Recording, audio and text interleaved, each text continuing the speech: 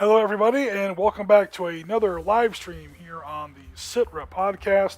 I'm your host this evening, Oriskany Jim, and today we are finally building some real new minis, not minis that were rescued from the death row, so to speak.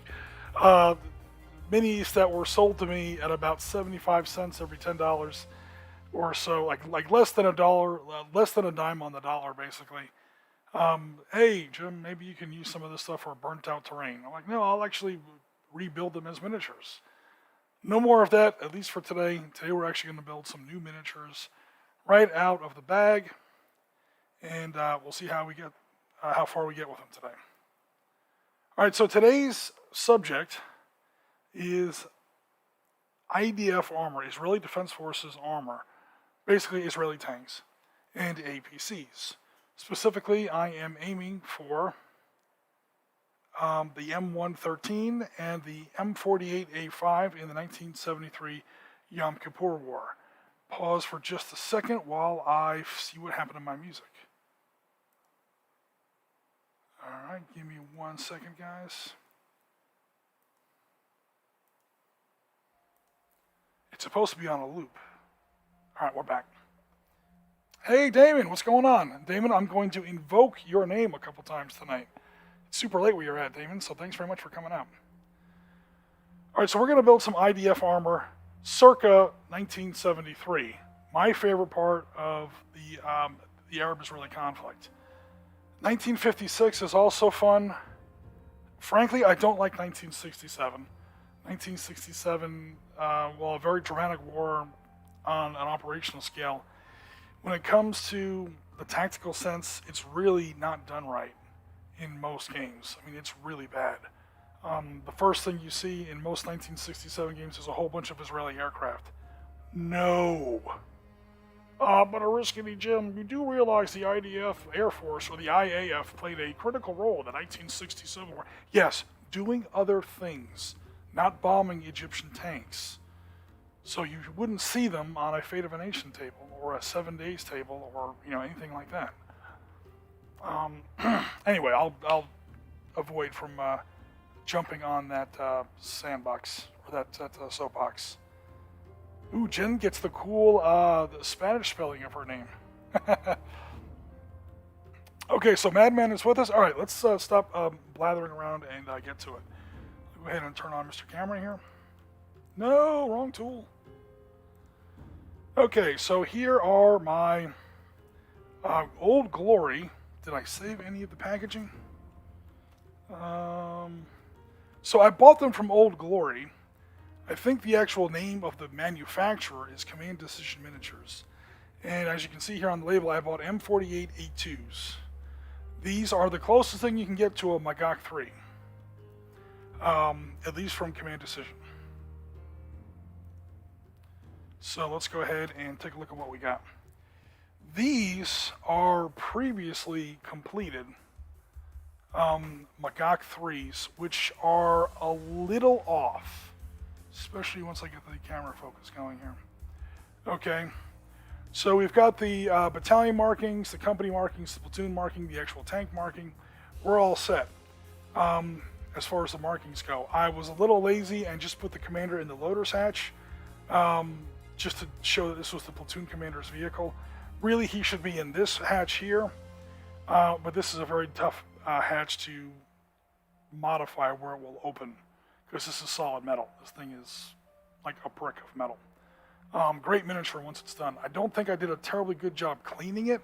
You can see some mold lines probably right there. I spent a lot of last night cleaning my new miniatures, so hopefully they'll be okay. What kind of blew me up on this was I tried to, how do I say this here? Okay, so this is what the Israelis would call the Magach 2. So it's the M48 A2.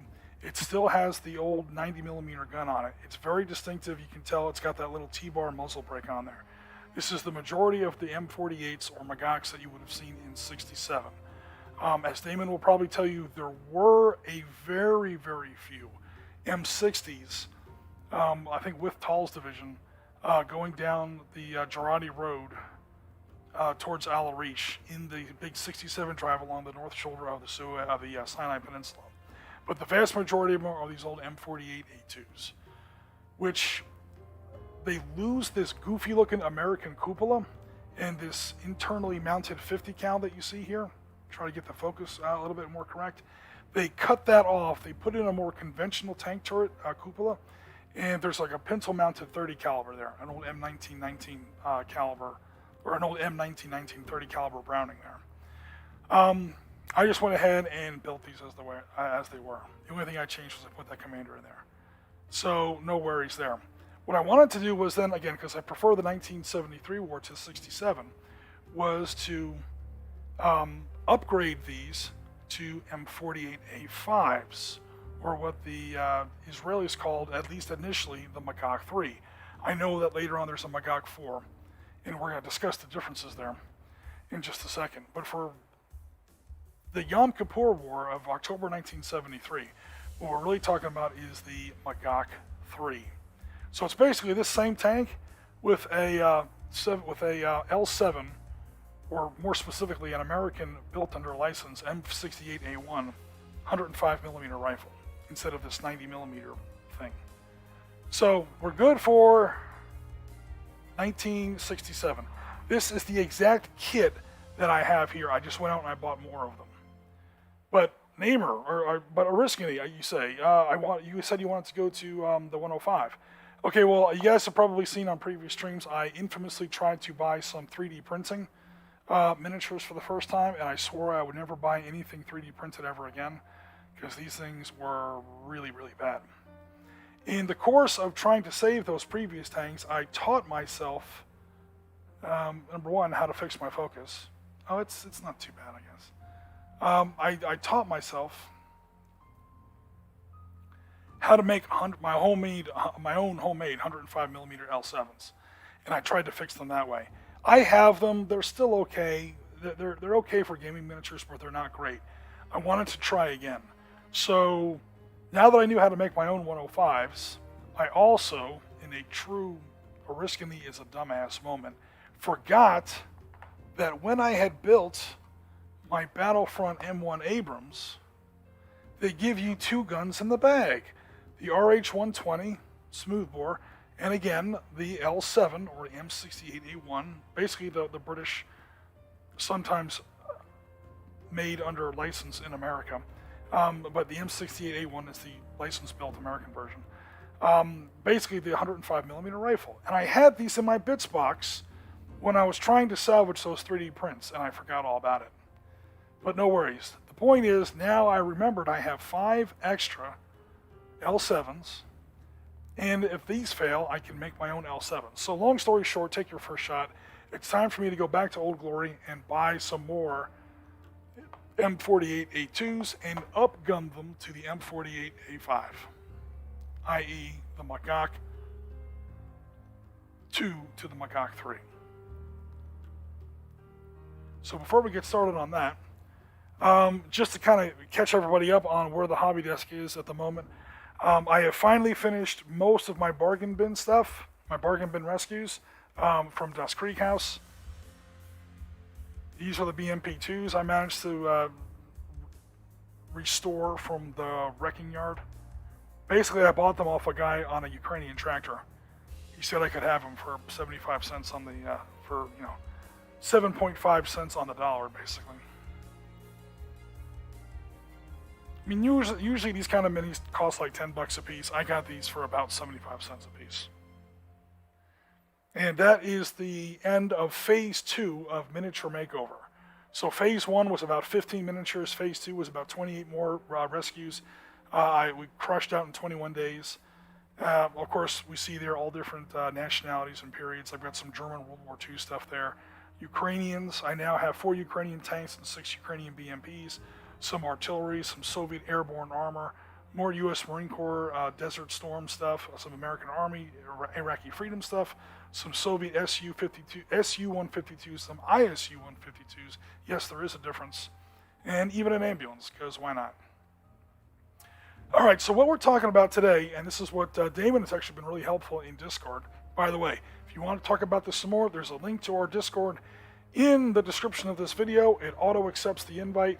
Go ahead, click on it. If you haven't joined our Discord, check us out. This is where we talk about some of the stuff throughout the week. So this is a wartime photo, or if not, some people say that it's directly after the war. It's actually during the Israeli pullout in '74. But in any case, it's from the time period where we see what I'm talking about. You'll see that 50 caliber has been completely removed from that goofy American Godzilla cupola. By the way, they used to call the M48 and the M60 Godzilla because it was big, green, and way too tall. Way too tall. It also came out in the late 60s, early 70s when Godzilla was a thing. So yeah, there's a big gaping hole where that 50 cal used to be, because it wasn't a very good place to mount the 50. And what they did instead is they mounted this Pintle 30 on there. That's what we're going to be doing today. Now, this is not a combat photo, this is a model, but it again addresses what I'm talking about. Another wartime photo, Pintle mounted M113 30 cal, no goofy American cupola, and even if it has the cupola, it no longer carries that giant turret, or that giant 50 caliber machine gun that's in there. Now, here's the M60 Magach. This is probably not from '67, because I found some Magach 6s, some M60s from 1967 that do still have that original American cupola and that goofy 50 cal with the weird, looks like a flamethrower, kind of a muzzle brake on there. So the reason I bring that up is, if you've built some IDF armor and you still have that turret on there, like I did, go back to Mr. Camera here, like I do here. Like, granted, this is an M60, an M48 instead of an M60, but they have that same commander's cupola on there. It's okay. It's just not the majority of the tanks, but some of them did still have it. Both M48s and M60s, especially in 1967. So these tanks are still technically okay. I'm not going to go back and like rebuild the commander's cupola on them. Is the point. Because there is, again, wartime photo evidence of that same cupola still in place. Now this guy here, his 50 is removed, the Pintle 1919 is missing. His buddy over here still has his 30, his M113 30 here. So something's just missing with him. The reason I go into all this detail and I bring all this historical evidence, there's yet another one. Although this one here, again, has that goofy American cupola and the 50 caliber in there. So you're okay with either of those configurations, although preferably you would go with this one. Preferably you would go with this one, the one that Damon has on his tanks you'll see in our Discord. Here's what you don't want. No disrespect, but you don't want to build them the way Battlefront tells you to build them, because that is wrong. That over-the-mantlet 50 caliber mounting does not start until after 1973 Yom Kippur War. If you want to tell me it does, you're going to have to produce a wartime photo, not a model, not a CG model, a wartime photo that I can verify is from the 1973 conflict that has that mounting. If you can show me one, great, I'll stand corrected, but I have yet to see one. Now, they did do this in what they call the Magach 4 or the Magach 6A, the Magach 6 cal, the 7, the 7A. They did start doing that where they mount the 50 cal right over the mantlet of the gun. That comes a little bit later.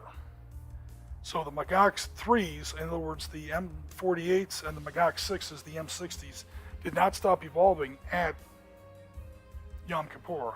So this is not like historically incorrect. You can still use those in your oil war schemes.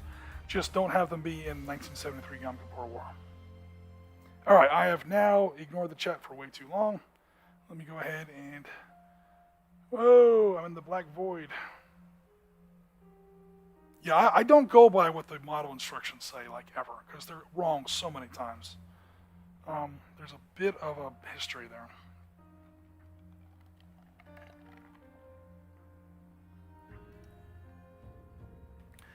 Damon says he's joined for a bit, not at work for a few weeks, so nothing to get up early for tomorrow. Awesome. So Madman says, so now 15 millimeter. How many scales do you game in, Jim? Me, I limit myself to 6, 15, 1 to 1200, and unknown spaceship size. My scales are 15 and 20. I do 15, at least for miniatures. For miniatures, I do pretty much everything in 15.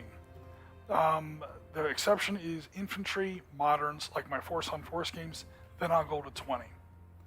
Although I can also do that in 15. But really, those are my only two scales. Until you get to hex and counter games, which is, off the wall there. John says, does anyone really stick to just one scale? I've got 28, 20, 6 for World War II, and 10 for World War I. First company of Magach 3 were finished just in time for the 67 war. Oh, so not M60s, M48s with the 105 millimeter rifle. Gotcha. Phases 1 and 2, rescues look great. Time to dirty the skillet with a battle. That's true. I now have a Ukrainian force I can put up against my Russian force. And yeah, we're good to go there. My Marines, my Gulf War Marines are reinforced. They're ready to go up against my Iraqis. Anytime we want to do some 7 days to the River Rhine Gulf War stuff, it's great. Over the barrel 50 cal was a ranging for the main gun, wasn't it? I'm not entirely sure. It would almost have to be. I mean, I don't know what's wrong with the coax. Maybe they thought the coax wouldn't. Then again, the coax wouldn't reach nearly as far as the 105 would. So you would need a 50 at least. So that would make a little bit of sense. Over-barreled 05 was used for gunnery training in the early 70s. I got photos from 70, 71. Not used in combat until the late 70s. Holy shit, Oriskany was right for a change. It's a good thing I had all that historical evidence to back me up. But when it comes to Israeli armor in 67 and 73, Oriskany has a saying, always bet on Damon. Damon will usually have the correct answer. Way more than, no disrespect, but maybe a little bit of disrespect. A little bit, this comes from a webpage that specifically says 1973 Magach 6, i.e. the M60. But anyway, don't do it. So we will not be doing that today, is I guess the long story short. Take your second shot. Okay, so one thing that I did want to do a little bit differently, actually two things, but the first thing that I really wanted to do differently was, like I said before, on my previous M48s, or Magach 2s, however you want to call it, I did not do the best cleaning job. So I decided to clean these a little bit better. Man, my finger is still a little numb from all the razor work and all the sanding that was done to clean all these kits. And I'm not done. I have way more to go because I bought quite a few of these. It's a good kit, but it is an old school metal kit, and therefore it will require a fair amount of cleaning. But I didn't want to bore everybody to tears with that stuff, so I did the cleaning on this stuff today. So, difference number one. Difference number two, as we said before, I am going to be changing out some of these with the with the 90 millimeter that comes in the kit with the 105s I have for my bits box. So I've already taken my my actual drill, and I have drilled out a little bit of the gun mantlet there to properly fit and seat the new larger gun. But I did all that stuff last night off camera, so you guys wouldn't have to sit around and watch. I will say I will be painting these tanks almost exactly like my 1967 tanks.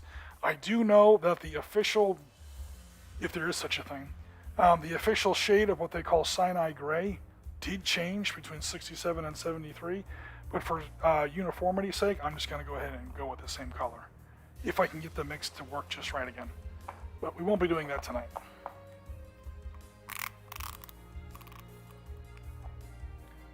A brand new bottle of super glue. Again, all this stuff was cleaned and dry fit last night, so you can go ahead and skip that part. hard to know.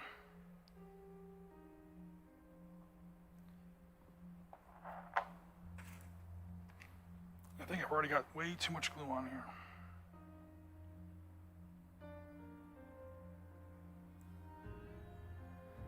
If it splashes anywhere, I want it to splash downward.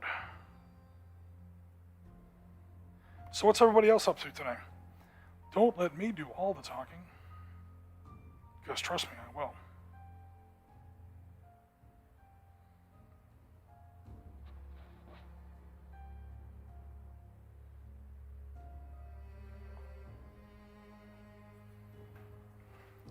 Make sure I don't get any super glue on my phone face. Typical US tank, it's got a spare square inch mounted HMG on it. That's right, man. That's how we used to say in some other groups I used to belong to. How do you tell if it's an American tank? Does it have a 50 caliber on it? Then it's an American tank. We love the Maw Deuce. That is like the bedrock of the American military right there, man. It's been around since, what, 1919? It's practically a World War I weapon. And outside of a few upgrades and changes, like the HB is heavy barrel, like that's new. But outside of that, I'm pretty sure the ammunition is almost unchanged. Oh no. Alright, as you guys know, always when you glue your tracks on, give it the little squash test. Make sure that all four corners of the tank sit flatly on your table surface. And big bam, the hole is complete. Okay, so Damon, if you're still here, what in the blue hell is this thing, and do I cut it off? I can't tell if it's flash or not. I'm going to zoom in hella close here. That little thing right in the center line of the tail, I'm pretty sure that's flash. If it's not flash, I don't know what it is. And what makes me think it might not be flash is that it is very uniform on all three tanks that came in the bag. That thing right there. The more I look at it, the more I think it's not flash. So I don't think I'm supposed to cut that off. That little thing, that little tail, right there on the back. There's supposed to be a phone back here somewhere, but I don't see that. I don't know if the phone's hiding underneath there or if they got rid of that later on in the different marks of the M48.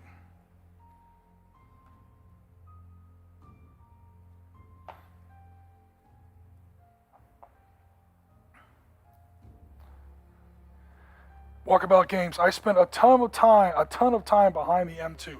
Walkabout Games, I am intensely jealous.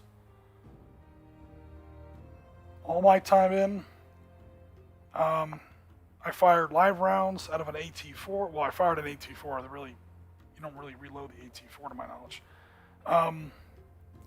But fired an AT4, put 20 rounds through a Mark 19 automatic grenade launcher, M60, M249 SAW, M92F, the new 9mm pistol, and the old Colt M1911A1. Basically, every rifle that we had. Of course, I qualified on the A2, the M16 A2. The M4 wasn't out yet. That was way after my time. Never, ever got to get behind an M2. It's one of the few things I regret. Still not really happy with the way that's sitting. All right, that's good enough. All right, so like I said, the turret is, or the hull. Whoa, the hull is pretty much done.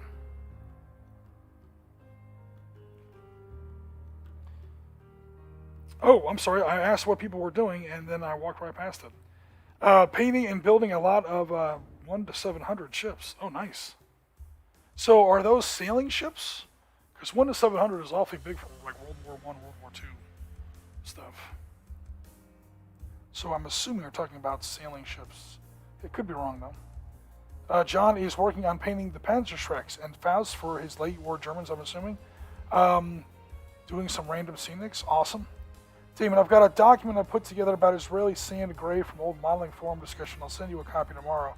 Yeah, cool, because I'm going to finish cutting and building these things tonight. I might still be building them tomorrow. And then tomorrow, oh no, shit, tomorrow I'm going down and I'm actually participating in a Vietnam game tomorrow. Forgot about that. Friday, I have to start painting these things. Although I'll also be putting together a video. It's going to get real busy for 2 weeks. I have to put together part 2 of that Fallujah video. Hopefully you guys have seen that. Hopefully you liked it. Because that video was a lot of work. Well, it's all good. On those 2-parter episodes, part 2 is always a little easier.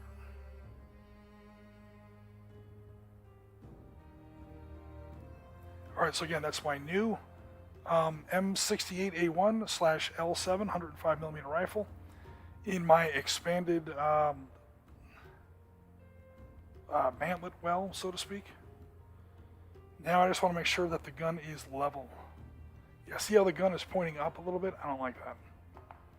I have a weird thing where I always like my guns to be perfectly level with the table. The problem is...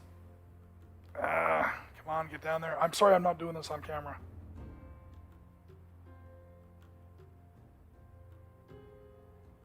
Something like that.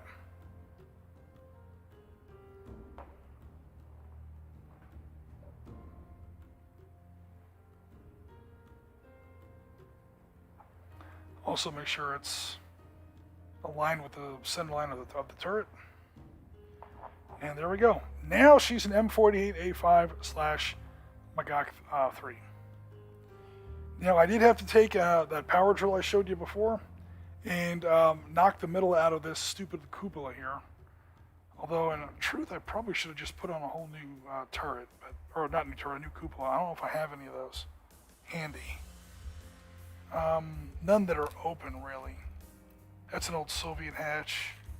I'm looking through my bits box here. That's an old M113 hatch. I mean, I guess I could have used this, but then it doesn't really sit in. Then I'd have to drill a hole in the turret, so never mind. Yeah, I just went with this. So I'm kind of taking the same solution that Damon did in Discord, where we see in this version of the photograph.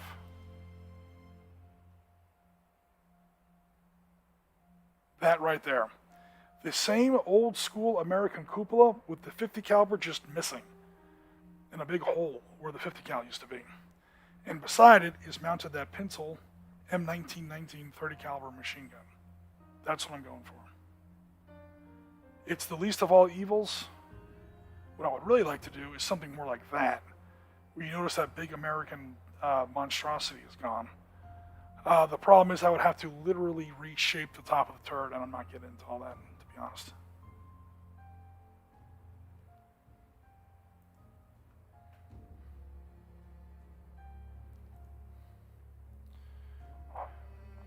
And again, it's not historically inaccurate to have it this way either. It just looks a little weird. But as Damon will probably tell you and agree, Israeli armor through much of the period was kind of weird. Often stolen from or bought or smuggled or who knows what.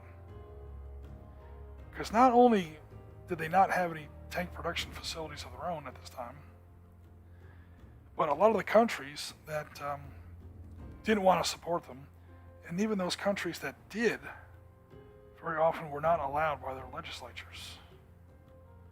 So Israeli tank procurement is an inexact science. Come on, get in there. Those stupid pegs aren't holding it in place.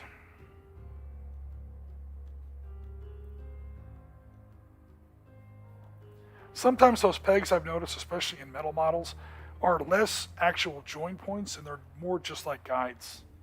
Like this is just to show you where it's supposed to go. We don't expect it to actually hold on to anything.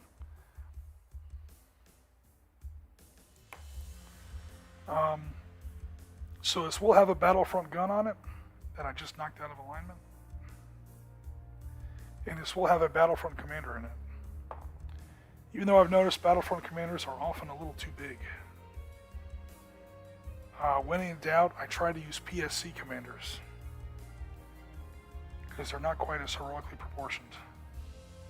I always put at least one commander in my hatch because for game purposes, that's the platoon leader. If we were actually going by Israeli tank doctrine, of course, everybody would be out of their tank hatch. That's also just way too much work. Okay, the commander's in there. Should probably zoom in a little bit. This camera doesn't really have a zoom.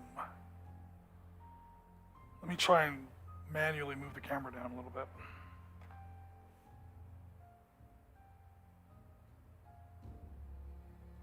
Now I have to adjust the focus.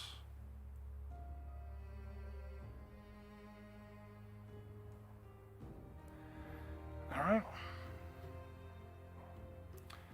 Next up, put in the loader's hatch.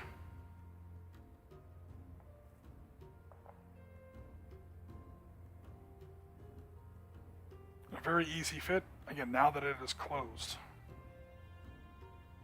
Or I'm sorry, now that it is cleaned. There was a fair amount of cleaning on this model kit, I'm not going to lie. All right, now we're going to get to some more kit bashing.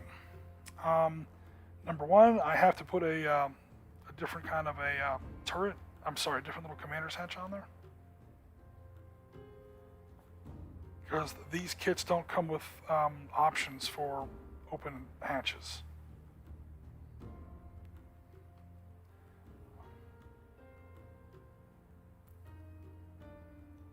So I am improvising.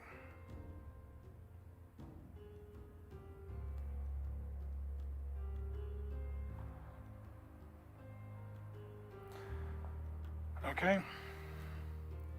And then I don't quite have the right machine guns, but this is an old U.S. Marine Corps M60E3, which is completely out of focus. You can't see it right now.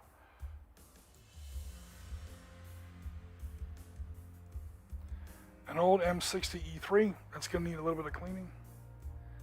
And it looks like a 240.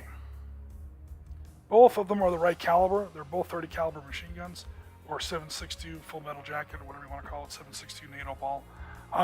But they're not quite the right machine guns. They'll be fine. Speaking of machine guns, I have some good news I will share with everybody very shortly. All right, so first of all, I have to mount these two machine guns. I got to figure out how I'm going to do that. One of them kind of goes there. The commander's, the pencil's off kind of on the side. Maybe I'll put it right there. But either way, I have to drill into the metal to put a little seating well in there. And then I also want to go ahead and put on one for the loader, because why not? So this is going to be a fair amount of work here. Give me a second, guys. I just want to get a little bit of a dent in here. You see where this metal is very soft. By the way, this is not a tutorial. Don't do this at home. These knives do tend to skip, and then you'll wind up cutting your finger, and you'll blame me. This is not a tutorial. I'm not showing anybody how to do this. Also, everybody in this chat is a better, more experienced hobbyist than I am.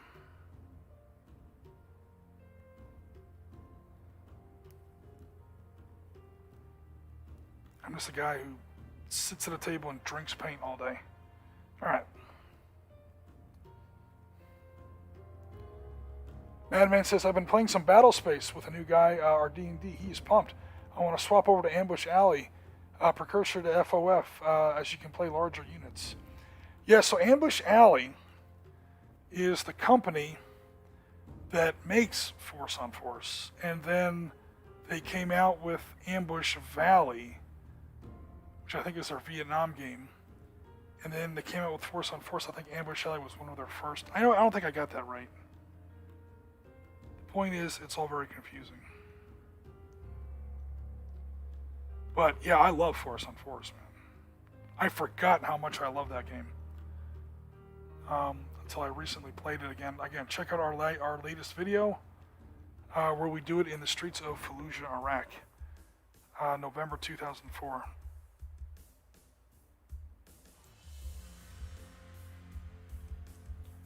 John, you missed a hell of a... I don't know if you missed a hell of a game, but you definitely missed a hell of a table.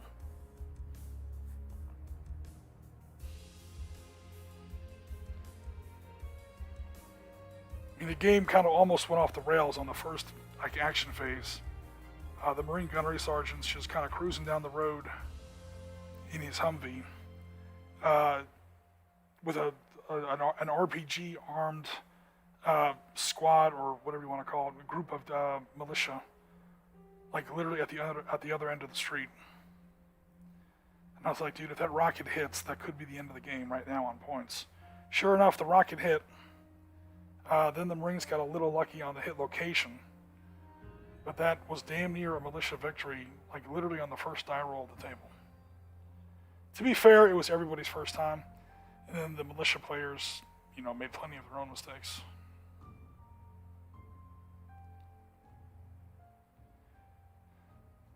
But yeah, for details, check out our video. I won't spoil it.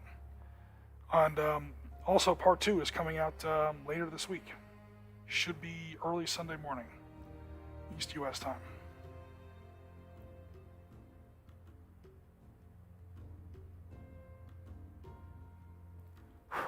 Alright, so basically I have a huge box.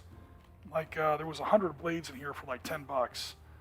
These X-Acto knives. This is how I can use them as miniature drill bits. And, because it obviously is going to take the tip off of the razor very quickly. But I just wanted a tiny bit of a hole there, just enough so I could put my other 30 caliber machine gun, which I now cannot find. Oh no! I will look for this for about another 30 seconds, and then I will just grab another one, because I got plenty of extras. There it is. I don't know how it got way over there, but yeah, this is the one that's going to need just a little bit of a trim.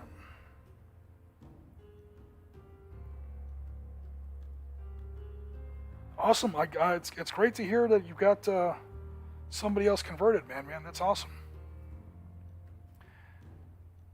Mark is painting a UH-1 and a recoil Jeep. So we're talking about like a recoilless rifle Jeep. Getting ready for the Saturday game at Dawes Creek House. I know how that goes.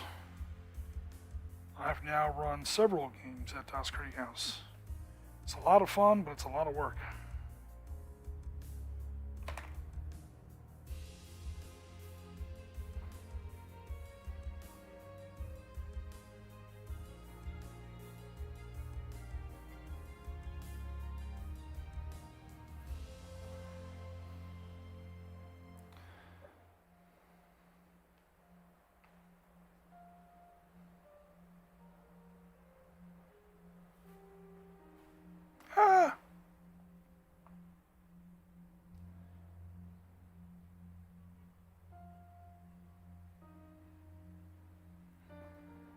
Alright. So there we go. That first tank is now built.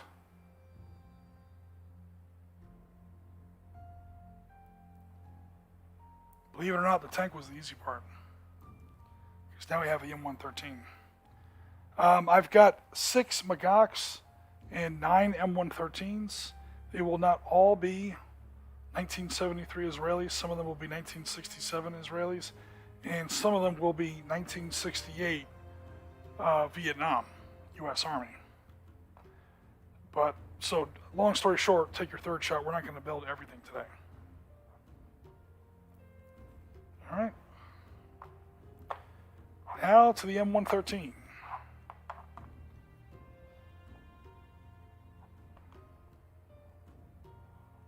Everything's already cut, clipped, and cleaned. Should be ready to go. Before I get into the M113, there is a small update. The small update is Oriskany Jim no longer hates 3D printing because Oriskany Jim ordered 20 Dushkas from a company called Butler Butler Printed Models, BPM, in the UK. I'll give their information in just a second. And if you guys remember, this is 15 millimeter Dushka, Soviet 12.7 millimeter or 50 caliber machine guns. Absolutely perfect. Awesome. Flawless. I love these things. I bought 20 of them. They're about, I don't know, like 25 cents a piece or something, but then I bought 20 of them. Then he had to ship it clear across the Atlantic. I wound up paying like $30 for 20 Dushkas and 20 M2 HBs, American 50 cal. So basically, I bought a bunch more 50 caliber machine guns because I continue to build all these tanks, especially out of my wrecked bin or out of my bargain bin. I'm running out of 50 cals to put on there, and all these tanks need 50 cals. If not American ones, Soviet ones. So let me,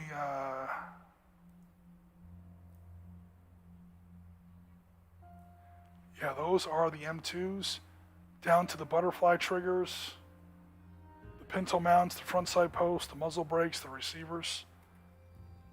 And perhaps even more impressive, here are the Dushkas. Down to the two like recoil tubes underneath the gun, that very distinctive muzzle brake that you see on the Dushka, that very tall front side post, that weird rounded, almost like a counterweight back on the receiver, the big ammo box. Really, again, in 15 millimeter, damn near perfect detail. Very, very happy. You can tell instantly it's a Dushka. As opposed to the last time I bought 3D printed models, my 30 caliber and 50 caliber machine guns literally looked like a mouse turd. I'm not saying that to be funny, like, oh, this miniature looks like dog shit, just to say dog shit. No, I mean, I will literally create one right now out of Reeded Eraser. I'm not kidding. On my old Magachs that I clipped these guns off, so I can't even show them to you anymore. But the 30 caliber machine gun literally looked like that. And the 50, well, actually, I take that back. That's the 50 caliber machine gun. The 30 caliber machine gun looked like this. And I'm not even kidding. That was exactly what it looked like. I'm not exaggerating. I'm not kidding. So I've gone from this to these. Much happier. And I have a lot more faith in the whole 3D printing thing. In fact, these models were so great. I know most of you guys are in the UK, but Damon, I've already redacted my personal information off of here. But Butler's printed models, great stuff. I couldn't be happier with the quality of the product. It took a long time for them to get to me, but again, they had to ship them all the way over from England. So I can't really complain about that. And yeah, that was literally about half the price. Was in fact more than half was just the shipping. But can't, to be expected. They had to go halfway around the planet. But yeah, Butler Printed Models. They've got a website. I think it's just butlerprintedmodels.com or bpm.com. I can't remember which. But yeah, if you want to check them out, I've bought one thing from them, or actually two things from them. Very highly recommended. Like their 50 cals look better than the 50 cals I'm about to put on that I bought from the store, and also, or I bought from the actual miniature place. They look better than the 50 cals that come with Battlefront's kits, Battlefront's new plastics, and Battlefront's new plastics look really good. Their history isn't always very good, but their models are perfect, or damn near perfect. All right, so no, I do not get money from Butler printed miniatures for that. They had arrived earlier today, like right before the stream, and it's just really good.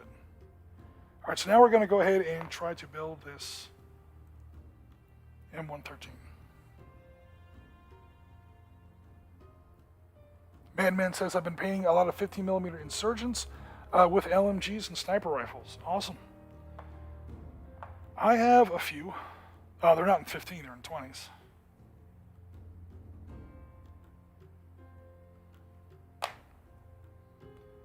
Ooh, this is the right one? Left side, yes. Let me get a glue on all the right places here.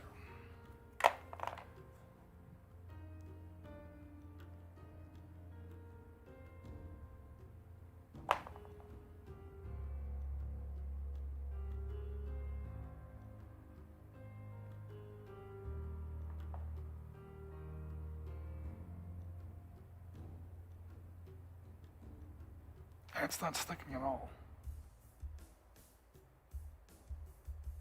There we go.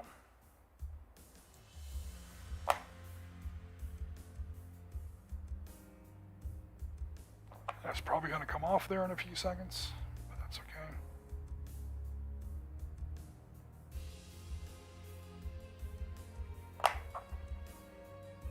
This is one of those kits that has the little old school R and L scratched on the inside of the tracks.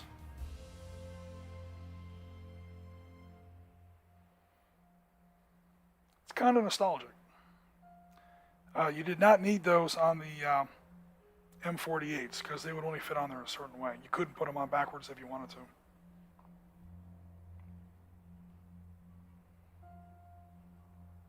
While I wait for that to dry a little bit, I will check out Mr. Chan again. It does look like flash. I don't know what else it could be. The only stick part should be the toe bracket under the loops and the lights. Phone box is on the right fender. Yeah, I kind of figured as much, but I couldn't be sure. Oh, hell, that's the brightness. Hold on.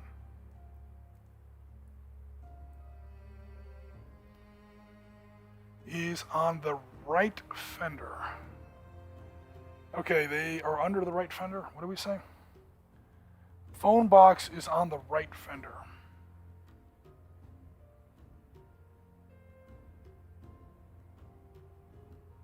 They might have forgotten to put it on there. Because it's not that stowage box. They got one on both sides. But no worries. Yeah, that center thing. I do see the toe. I do see the toe brackets. It looks like it's got two of them. I do see the slats for the engine, and I do see the lights. The lights are under there. Yeah, those are the toe brackets, plural. So yeah, that might be flash. I'll probably cut that out then after the stream.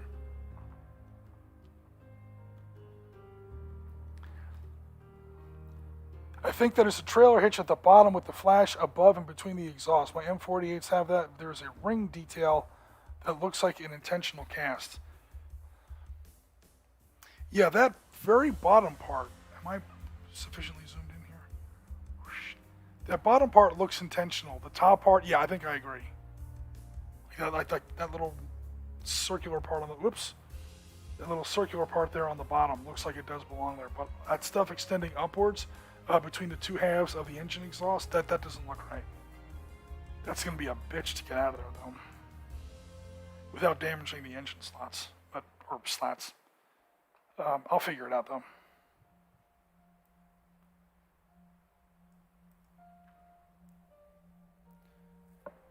Walkabout, you following the Yorkshire game and his insane builds?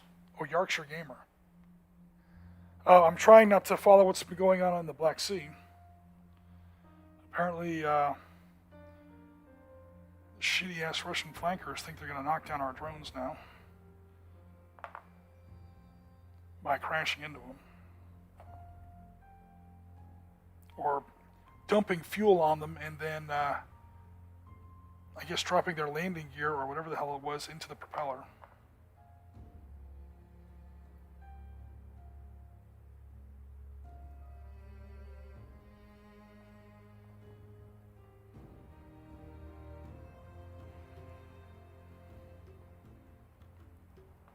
Alright, that's on there a little bit better now.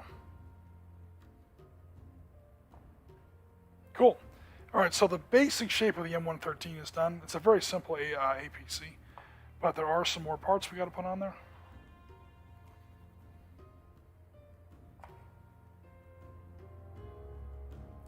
And the kit does not come with commanders, so I've got some more of my Battlefront commanders out of my bits box that I will use for some of these guys. That didn't work either. That's better. Let that dry.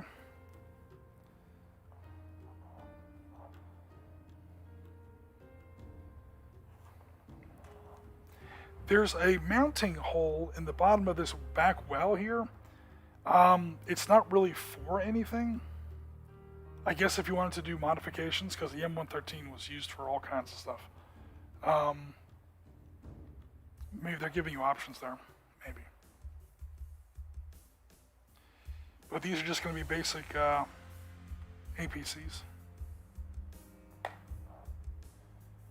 So there is a little bit of an extra strip there on top of the hatch that fits nicely between these two hinges. So it looks like that's an actual lid that does open. Just like that.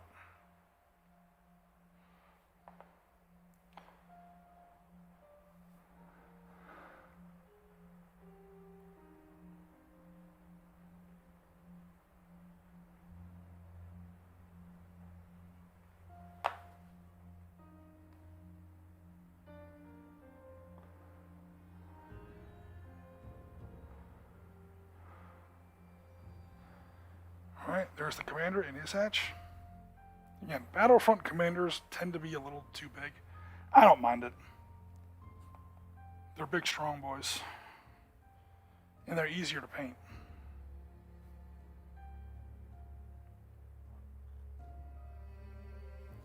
And we have, I'm not sure, I think it's like driver's hatch.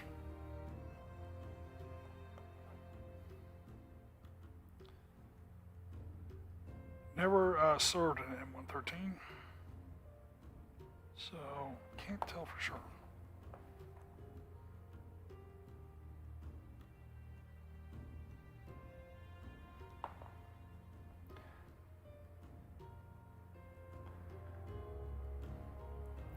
Again, I tend to do all hatches closed, with one hatch open for the commander, one per platoon, just for game purposes. I know which platoon, which vehicle is the platoon leader.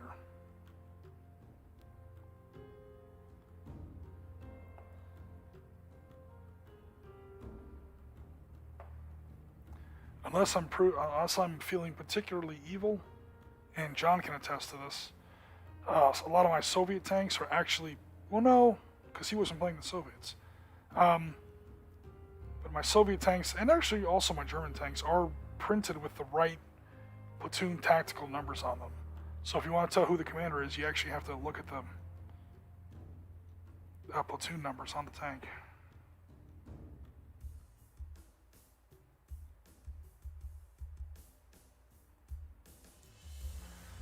Okay, there is the open turret, or I'm sorry, the open hatch. Here's the part I'm not going to lie, I'm not looking forward to. I've been dreading this all night. This little Y piece, this little wishbone thing, fits right in those two tiny little studs there that I'm totally blocking with my hand. Still blocking with my hand. Hold on.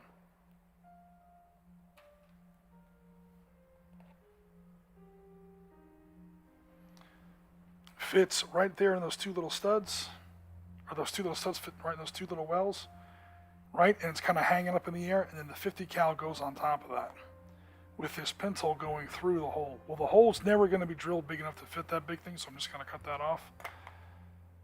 Yeah, not looking forward to this. This is going to be annoying and fragile as hell. I'm going to have to figure out a way to really mount these in here.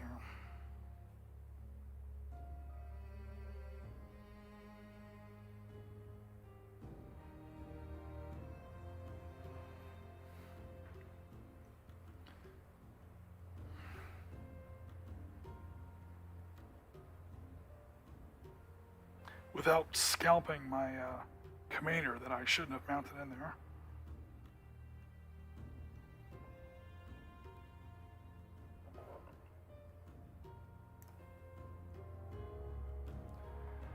Oh God.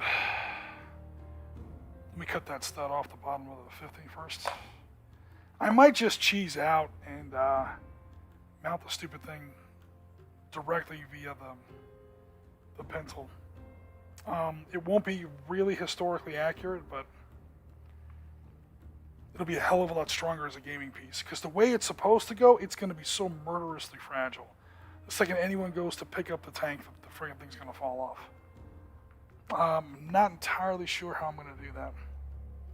World War II Battle of Malaya set. So HMS Prince of Wales and Repulse. 3 destroyers and a ton of Japanese bombers. Ay. Would you really call that a battle? Then again, you did say LOL.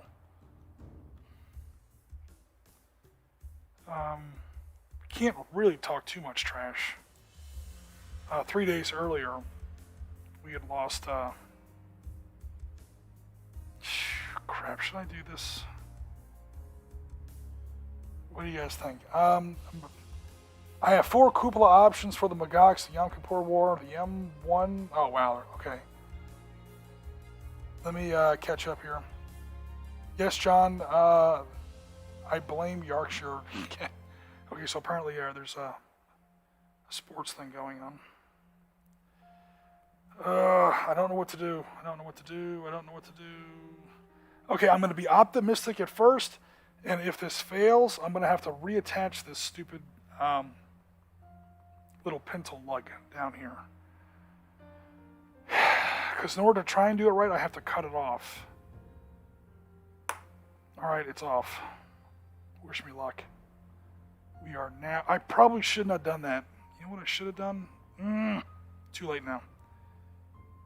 I may have to go back and fix that. There ain't no way that's going to fit on there properly. Alright. I'm going to have to do a little bit of a, what's the word here? A redesign of convenience.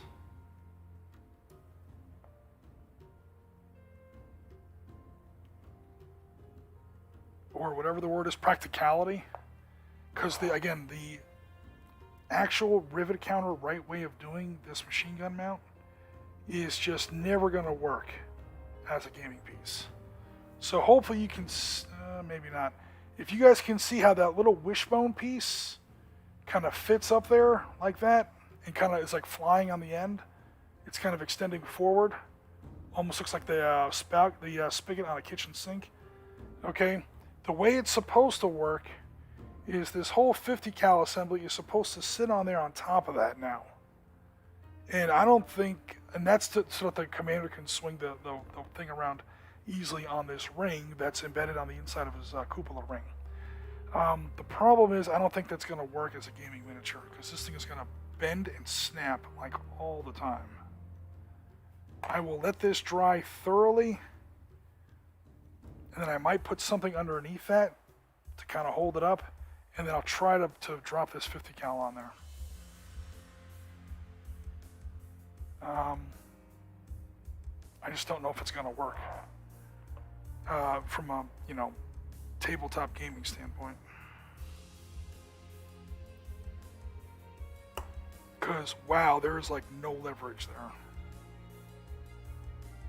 So I like these 50 cals. They got the ammunition box that feeds into the receiver, and then you've got this canvas bag on the other side that catches the brass casings.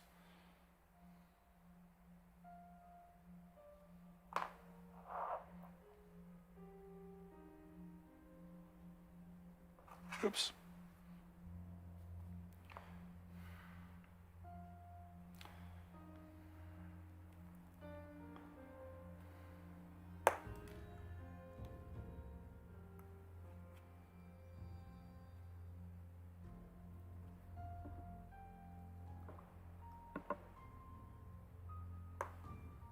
Damon, I don't know how you work with this metal like this all the time.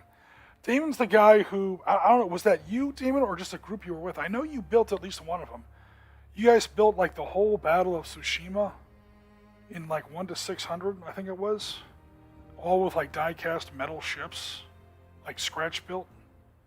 I don't know what, that was a hell of a project, man. I can't even build these little miniature metal kits. I like my plastics.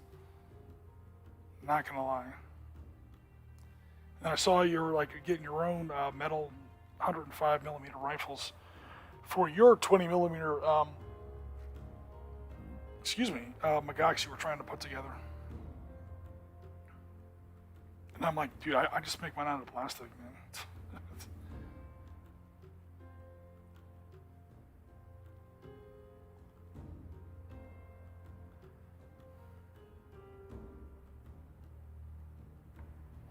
I seriously don't think that's going to work.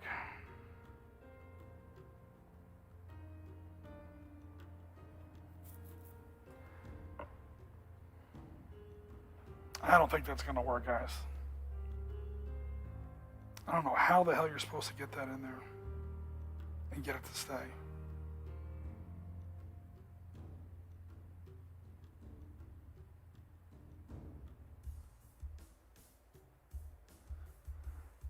I could be wrong, but I don't think so.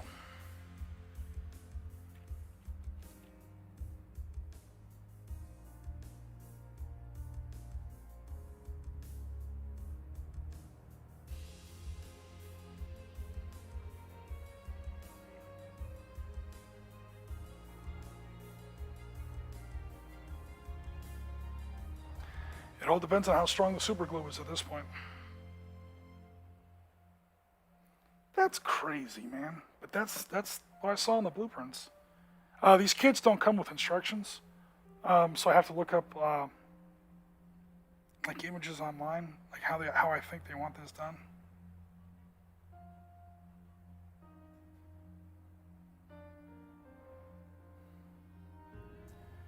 Now, to defend the kit did come with this tiny little stud that went off the bottom of the M2 receiver, and according to what I could see, was supposed to go through the keyhole at the juncture of that little wishbone cupola piece.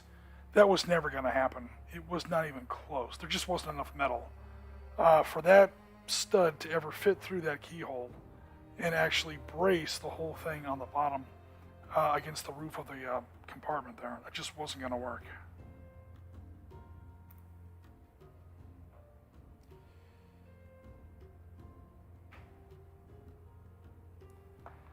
All right, well, against all odds, it seems to have worked. I just don't think that's very sturdy.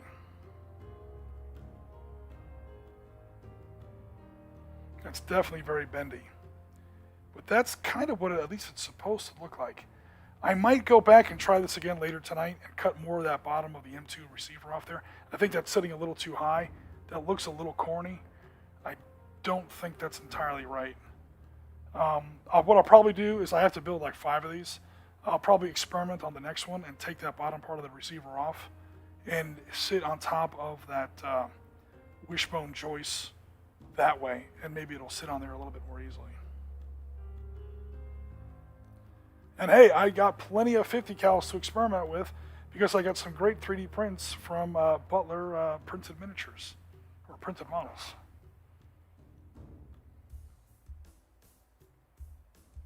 All right, so for now it's holding, so I'm just going to go ahead and leave it alone for now. All right, so that's it, guys. We've been up for about an hour. So far, we've got one modified Magach from an M48A2 to an M48A5, then modified a little bit, actually kind of downgraded a smidge to make it look like an IDF M48, i.e. a Magach 3. So that is ready to go. It's ready for priming, and this thing is pretty much good to go if that 50 cal looks okay. What do you guys think? You won't hurt my feelings. I think that I don't know if that 50 is sitting a little high. I think it is. I'm gonna have to work on that a little bit after the stream. Let me pause and take a quick drink. Damn, Talking myself hoarse.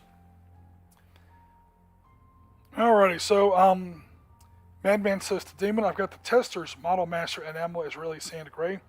Any idea of what period it would be from? I can't. Okay, well, you're asking Damon anyway.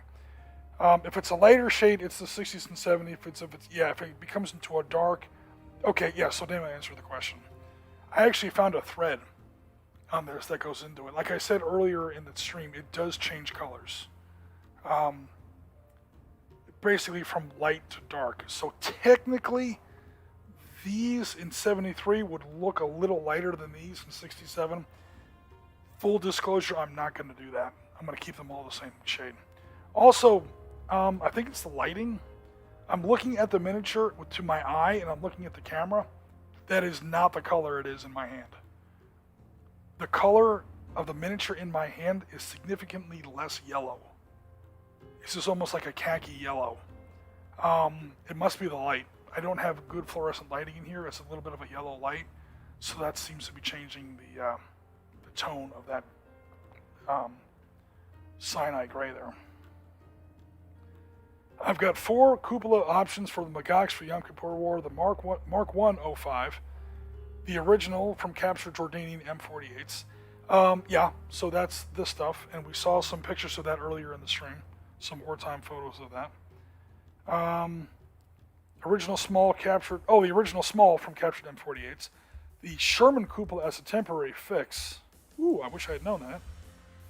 And finally, the Erdan cupola. Yeah, the Erdan cupola is the final version, with the weapons commander station and all that. Yeah, that's the good one. Jim, second pencil for the loader wasn't really a thing until after the Yom Kippur War. Oh, I know. Yeah, I just like to put lots of machine guns on my tanks. I know what you're talking about. You're talking about this one right here. I saw that in the historical photos that we were talking about earlier. Yeah, you never see 2 machine guns on the roof. Don't go by that. I may take some artistic license with that. I do take your point. I do know what you're talking about. Maybe I'll only do it on the commander's vehicle. I'm not sure. Because I've got plenty of machine guns now, and I just love putting machine guns on tanks.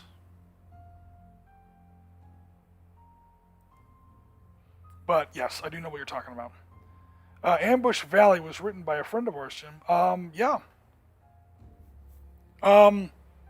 If we're talking about the same guy, kind of a playtester is how he's credited in the credits. I know, says John. I can't always play games. Sometimes I have to do gigs and earn extra cash to spend on a hobby. I'm just playing around. Like I said, I don't know how smooth the game ran. So that's why I say you missed a good table. I don't know if you missed a good game. Again, it was everybody's first time with the system. But, God, I love that system. Ambush Alley was the first product and basically less crap-laden version of Force on Force. What's wrong with Force on Force? What's crap about Force on Force? If it's focusing on a certain time period, it can jettison some of the rules, if that's what you mean. As well as the company name. Yeah, I said that.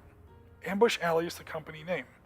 I literally had to pull that up in our Force on Force video that apparently you didn't watch. Where we talked about it. I have the cover of the book up. It says by Ambush Alley and Osprey Publishing, by the way. And better laid out. Okay, that would be interesting because the Force on Force book is not terribly well laid out. At least not the version I have. Why did the Israelis not use the M2s but the M1919s? At the time, easier to get 30 caliber ammunition. It's not that they didn't mind the M2s. They used plenty of them on the M113s. I think it was how they were mounted. I mean, they're in this ridiculous little coffee can of a cupola here. And anything mounted on a pintle is going to have a better field of fire and a better rate of fire. Less, what happens when you have to change the barrels on this thing? I mean, it's. I think that might be it. Damon's also answering the question.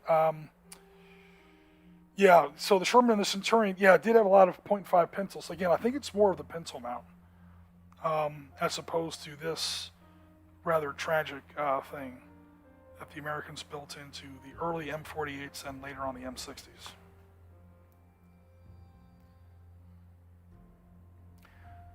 The color seems pretty dark, so I guess more recent.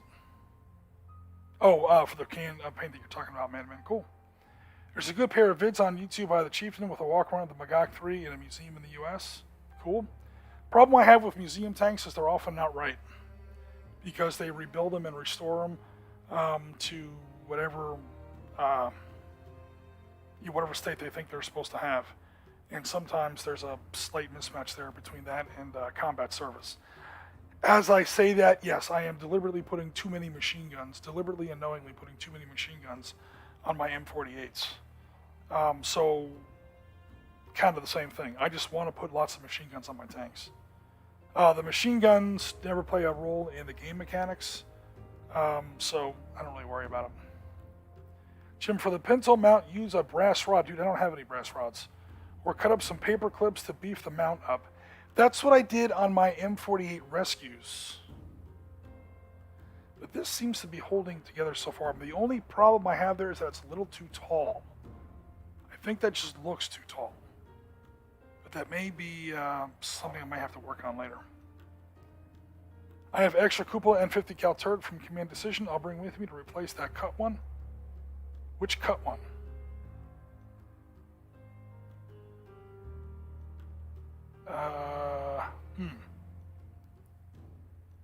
Which I have a extra cupola and 50 cal mount to replace that cut one. You're talking about for the M113? I'm pretty happy with the M113 one, except that 50 cal sitting down there too tall. I might go ahead and fix that. Oh, on the older Command Decision, I'm sorry, I didn't read the next chat. M113 casting, the mount was one piece and much stronger. That would be nice. The problem is I have 9 of these I have to build. 5 for the Israelis, 4 for the U.S. Army in Vietnam. So, that's cool. I appreciate the offer. Jim, have you tried the new Force on Force? I've heard about the new Force on Force, but I haven't tried it yet. I heard about it on the Facebook group, and they were saying good things about it. One thing I did not like was they're putting a range on reactions. And reactions are now based on troop quality as a range in inches, almost like the how you do ambushes, hidden units, and spotting checks. I don't know how I haven't tried it yet on the table, so I can't really say. I don't know how I feel about that. They're saying it makes the game run smoother. Yeah, because it cuts down on reactions. But reactions are what that game's all about. At the same time, reactions is probably the weakest part of the game system. It's where Force on Force, inevitably at least once a game session, practically usually only once, like the climax of the game, you get to that moment where your point man is walking down the street, crouched behind some rubble. Right as he's walking, the Iraqi sniper sees him. He leans out the window. The point man sees him. As the point man lifts his rifle, the Iraqi machine gunner down the street draws down on him. The American sniper on Overwatch sees the Iraqi machine gunner, and pretty soon your reactions and counter reactions and counter reactions, counter reactions turn into this huge daisy chain of, I don't mind it if the players are paying the fuck attention. And if the players are, not talking about the latest rerun of Battlestar Galactica and actually focused on the table.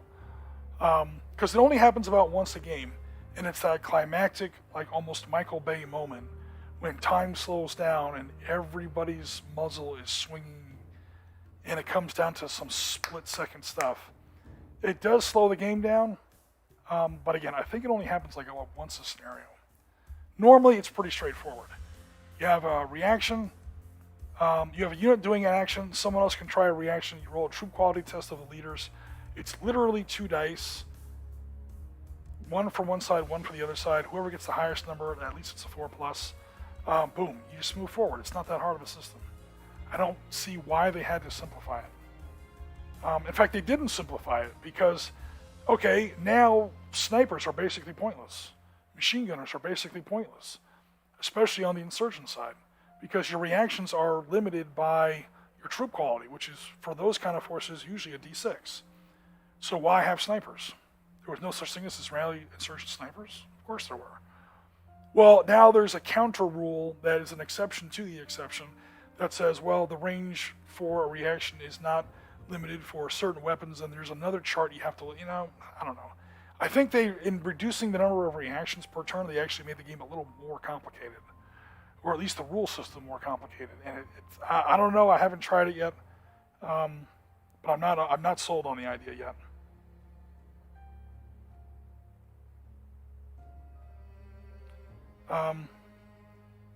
Sorry, force on force, says Madman. There's a discussion on Discord. Oh, we're talking about the new force on force rules? Yeah, I did not like the sound of that, says Walkabout Games. Yeah. I could be wrong. Again, I haven't tried it yet, so I shouldn't judge, but it didn't sound cool. Basically, they turned it into Starship Troopers, which is a fun little game. I mean, especially for like convention, participation and stuff like that. But it's, for force on force, I'm looking for something a little bit more crunchy, a little bit more serious. All right. So we got our first 2 tanks built, or our first 2 AFVs built. I'll probably chew down the size of that Maul Deuce a little bit after the camera turns off. That way I can swear and not worry about getting a copyright strike on YouTube or whatever, because that's going to be a bitch. But what I'll probably do first is build a few more of them and try them the other way and see if I like it better. And then if I don't like it, then I'll just leave this one the way it is. But no worries. All right, guys, we have now been up for not quite an hour and a half. We have a great audience. Thanks very much, everybody, for coming out. So I definitely do. The new reaction system sounds very much like they threw the baby out with the bathwater. I get why, because in original Force on Force, the reaction system does snarl up into a little bit of a hairball at least once a session. But I like it, because it's usually that most important little shootout right when everybody's trying to do that one crucial, critical thing at once. In our latest game in Fallujah, I think it was when Ron, his corpsman had reached the tank, evacuated both of the tank crew casualties, and now they were all trying to pull out. The problem is they were in a courtyard, and they were surrounded on 2 sides. Oh, yeah, 2 sides they were surrounded by, well, really 3. There were 3 insurgent units that could shoot at him. You'll see this in Sunday's video. And as he was trying to pull out, he caught 3 reactions because he's trying to pull out of a courtyard. He's no longer under cover of the tank. He's abandoning the wrecked tank. So the wrecked tank is no longer providing him cover. And as he's trying to pull out of there, he is drawn under fire by 1, 2, 3 insurgent units. He does have a fire team of Marines on the 2-story building on his left. So now they're reacting against the counter reactions. Meanwhile, he's trying to take troop quality checks to get in cover. Because if you're within 6 inches of a piece of cover in that game, or if you're within 2 inches of a piece of cover, you're allowed to, even if you're not physically behind something, you're allowed to. It's almost like Clutter of War mechanic from Tactical Combat. And all this is going on, and it's an important part of the game. Because there's a fire team, a corpsman, a sergeant. I think that's it. Yeah, so there's 6 Marines trying to pull out from under this fire. And if the insurgent player can kill at least 2 of them, that's pretty much game. So, and this is probably the only time the Marines are going to be in the open. So it's now or never. And if they pull it off, the Marines are going to win. Because they're killing insurgents by the handful, and they're not taking too many casualties themselves. So it was a pretty crucial part of the game, and you have to slow down, and sometimes you almost have to draw it out on a sheet of scrap paper. Who's reacting to who wins against who, and how it works. I get it. I understand why they might want to simplify that a little bit. I don't think it's a problem because it's usually only once a game. It's the most important part of the game, and properly handled with players who are paying attention and aren't like arguing about the rules and so on. You can usually have a pretty fun, moment. I don't think it's a big issue. But I do recognize that it is an issue, and I do see why they wanted to change it. I think they may have overcorrected. But again, I haven't played it yet, so I can't say. All right, guys. Yep. So we are taking off. Damon is saying goodnight. I agree. It's time for me to have some dinner. Damon, it's definitely time for him to get to bed. It's got to be like, it's after midnight where he is now. So it's time for us to take off. Guys, we super appreciate it. Please remember to like if you like the stream. I know I always like it when you guys come out. I do mean that. So, please continue to come out. We stream live on Wednesdays, and we try to have some either recorded gameplay content or some live virtual wargaming content for you guys on Sundays. Continue to keep an eye out for that. We have part 2 of Fallujah coming up. That'll wrap up Fallujah. I'm playing some Vietnam tomorrow with Mark. I'll try to record some of that. And then I think we're also doing something with Mark on Saturday. So it's going to be busy. And then the reason I'm in a rush on these tanks is next Saturday I am running them in a Yom Kippur Sinai game. And I want to get them ready. So there's a lot going on, folks. Watch this space. Stay tuned for some more great Sitrep podcast content. For now, we are rounds complete for another episode of the Sitrep podcast. I'm your host, as always, Oriskany Jim. And as always, Tango Mike for watching.